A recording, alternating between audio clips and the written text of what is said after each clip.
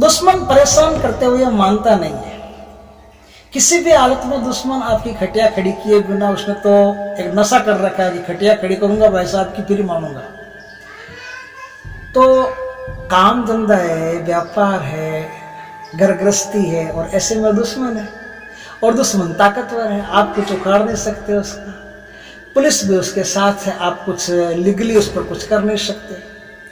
तो क्या करेंगे आप ऐसे दुश्मन अगर हो जाए जिंदगी में? तो मैं आज एक तरीका बताता हूँ, उससे दुश्मन क्या हो जाएगा। दुश्मन का तो 7 पीढ़ियां आपकी तरफ आंख उठा करके नहीं देखेगी। कैसे नहीं देखेगी? उठा कर क्या देखेगी? उठाने के लायक ही आंखें खुलेगी नहीं, दिखेगी क्या?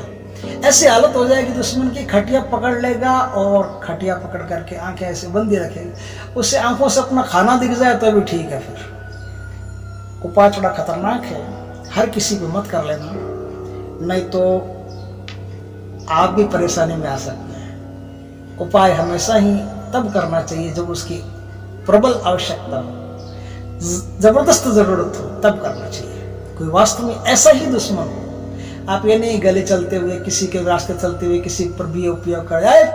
हमको चक्कर के लिए मना कर दिया, चाय नहीं पिलाई, हमसे चाय के पैसे मांग लिए, ले का काम कर दिया, ऐसे नहीं, ऐसे कर दिया तो काम खराब। सहन शक्ति तंत्र में प्रथम सूत्र है। जो आदमी तांत्रिक क्रियाएं सीखना चाहता है, तंत्र को सीखना चाहता है, भगवान शिव जी का दिया हुआ यह तंत्र है तो मामूली चीज तो नहीं है। और भगवान शिव जी का दिया हुआ है, इसका मतलब पहला सूत्र ही इसका सहन शक्ति है। आप में सहन शक्ति इतनी होनी चाहिए। महात्मा गांधी वो क्या कहते थे? एक गाल पे थप्पड़ मारे, दूसरा पे आगे कर दो, और दूसरे पे मारे तो फिर आप उठा के मारो। यार 2 ही गाल थे, अब किस पे मारोगे? तो दोनों गालों का तुम उपयोग कर चुके, अब तो कोई गाल है नहीं, तो अब तीसरा गाल अब हमारा नहीं तुम्हारा होगा। इधर थप्पड़ मारे, उधर आगे करो, उस पर भी थप्पड़ मारे तो फिर आप भी थप्पड़ मारो खींच के, और उससे इतना जोरदार खींच के मारो कि वो जिंदगी में थप्पड़ उठाने के लायक ही नहीं बचे। तो आज जो उपाय मैं बता रहा हूं, उससे दुश्मन जिंदगी में थप्पड़ उठाने के लायक ही नहीं बचेगा। आपको एक काम करना है। क्या काम करना है? उत्तराषाढ़ा नक्षत्र आता है, उत्तराषाढ़ा 27 नक्षत्रों में एक नक्षत्र उत्तराषाढ़ा नक्षत्र है। उत्तराषाढ़ा नक्षत्र के दिन बाजार से कद्दू लाना, छोटा सा कद्दू लाना, कद्दू ला करके उस कद्दू पर ड्राइंग बनानी। अगर कोई आदमी ऐसा है जो आपको परेशान करता है, दुख देता है, तकलीफें देता है, तो आदमी की शक्ल बनानी है। मूछें नहीं रखता है तो बिना मूछों की बनानी है, मूछें रखता है तो मूछों सहित बनानी है। ऐसे देखो एग्जिट आपको एक पेंटर तो हो नहीं जो सेम टू सेम वही शक्ल बना दोगे। जैसी आपसे बन जाए, हल्की फुल्की जैसी भी टेढ़ी बांकी वैसी बना दीजिए। आदमी की शक्ल बना दीजिए। कोई देवी है तो उस स्त्री की शक्ल बना दीजिए। कि कभी कभी क्या होता है, आदमी से ज़्यादा खतरनाक तो देवियाँ हो जाती है। वो इतनी हालत ख़राब कर देती है कि आदमी तो उनके मुकाबले कुछ रहता ही नहीं है। तो आप जो दुश्मन शत्रु अगर देवी है, स्त्री है, तो उसकी शक्ल बना दीजिए। बाल थोड़े लंबे कर दीजिए, और ये टिक्की लगाते तो टिक्की लगा दीजिए। बस इस तरह से ले दे के थोड़ी सी शक्ल आपकी बना लेंगे आप आराम से, कोई दिक्कत नहीं। उत्तराषाढ़ा नक्षत्र क्या बताया मैंने? उत्तराषाढ़ा नक्षत्र में क्या लाना है? कद्दू लाना है। कद्दू ला करके उस पर ड्राइंग बनानी है आदमी या औरत की जो आपका शत्रु है, प्रबल शत्रु है, शत्रु ही नहीं खाली प्रबल शत्रु और अत्यधिक आवश्यकता, उसकी ड्राइंग बनानी है। अब क्या लानी है आपको? खेर वृक्ष होता है, खेर। केर, आपने केर सुना? केर ये लंबे लंबे उसके होते हैं डंडे, और फूल कुछ नहीं आते उसमें, और केर लगते हैं। केर की सब्जी बनती है केर की, और केर का अचार भी बनता है। उस केर के लाने आपको कांटे, 7 कांटे केर के ले आइए। 7 कांटे ले आइए केर के। और अब क्या है, जैसे सपोज करो यही आता है बार बार, ये कद्दू है, इस कद्दू के एक कांटा इधर, एक कांटा इधर, एक इधर, एक इधर, चारों दिशाओं में 4 कांटे गाड़ दिए। एक कांटा ऊपर गाड़ना है। क्या गाड़ना है? 5 कांटे हो गए। अब 2 कांटे हैं, तो 2 कांटे आप नीचे के साइड में गाड़ दीजिए। जैसे पैर होते हैं ना आदमी के पैर, तो उस पैर की साइड में, मतलब जैसे जांग होती है, जांग के साइड में 2 कांटे गाड़ दीजिए। 2 कांटे हाथ की साइड में गड़ गए, एक कांटा सर में गड़ गया, एक कांटा छाती में गड़ गया। आपके 7 कांटे पूरे हो गए, है ना।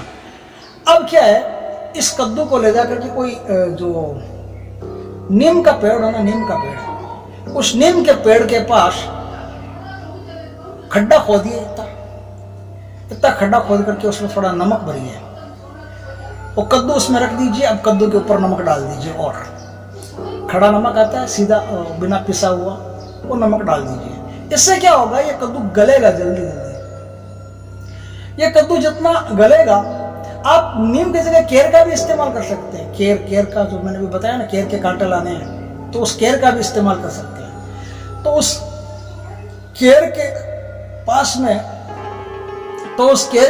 में खड्डा खोद करके आपने उसको गाड़ दिया, या नीम के पास में खड्डा खोद के गाड़ दिया, नमक डाल दिया। तो अब क्या होगा, ये जो है ना, ये आपका कद्दू ये धीरे धीरे गलना शुरू हो जाएगा, धीरे धीरे सड़ना गलना शुरू हो जाएगा। जैसे जैसे भाई साहब ये गलेगा ना, वैसे वैसे दुश्मन भी गलना शुरू हो जाएगा। उसको ठीक करना है तो वापस निकालिए, वापस निकाल करके वापस उसमें से जो कांटे हैं वो निकाल करके किसी नदी में, तालाब में, कुएं में फेंक दीजिए, वो ठीक हो जाएगा। वापस कुछ दिनों में वापस चंगा हो जाएगा।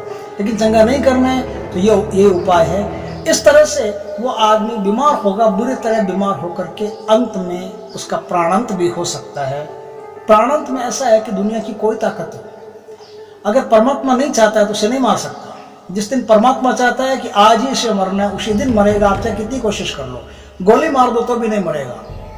मैंने तो देखा, लातूर में भूकंप आया था, भूकंप में कुछ ऐसे आदमी निकले थे, ऐसे लोग निकले थे जो कई दिनों तक एकदम दफन हो गए थे। ऊपर से पट्टियाँ हटाई सरकार ने, और पत्थर कचरा हटाया, फिर उसके नीचे से, मलबे के नीचे से वो निकले और जिंदा निकल गए। तो नहीं मर रहा है ना, तो वो नहीं मरेगा। आप बीमार कर सकते हो, घायल कर सकते हो, और अगर उसका एक्सपायर डेट आ गया तो फिर जाएगा ही। फिर आप कोशिश करोगे तब भी जाएगा, नहीं कोशिश करोगे तब भी जाएगा, और तो जाएगा। तो इस तरह से आप अपने शत्रु को सबक सिखा सकते हो, शत्रु को बुरी हालत में पहुंचा सकते हो, शत्रु को मार भी सकते हो। अगर ये वीडियो आपके अत्यधिक जरूरी हो तो ही इसमें जो बताया गया उपाय है वो करना, नहीं तो नहीं करना। फिर आपसे रिक्वेस्ट है, यदि मजाक में भी आपने काम कर लिया ना, तो वो आदमी गया, और वो अगर निर्दोष हुआ और कोई संत क्वालिटी का आदमी हुआ, और इस प्रकार के आदमी पर आपने कुछ कर दिया, तो आप समझो क्या होगा आगे। सारी तंत्र विद्या, सारी जो मारण प्रयोग आपने किया वो आप पर ही आके गिर जाएगा। इसलिए सावधान रहें कि हर किसी पर नहीं करना है। कोई ऐसा दुष्ट आदमी हो कि अब तो कोई उपाय ही नहीं है उसका, एंड आखिरी उपाय यही है, तो इस पर करना। वीडियो अच्छा लगे तो लाइक करना, कमेंट करना, शेयर करना, और यदि पहली बार हमारे चैनल पर आए, चैनल को सब्सक्राइब करना, पास में जो बेल आइकन का बटन है वो दबा देना, ताकि हमारे ज्ञानवर्धक जानकारीपूर्ण वीडियो सबसे पहले आपके पास आ सके। जय श्री कृष्ण मित्रों।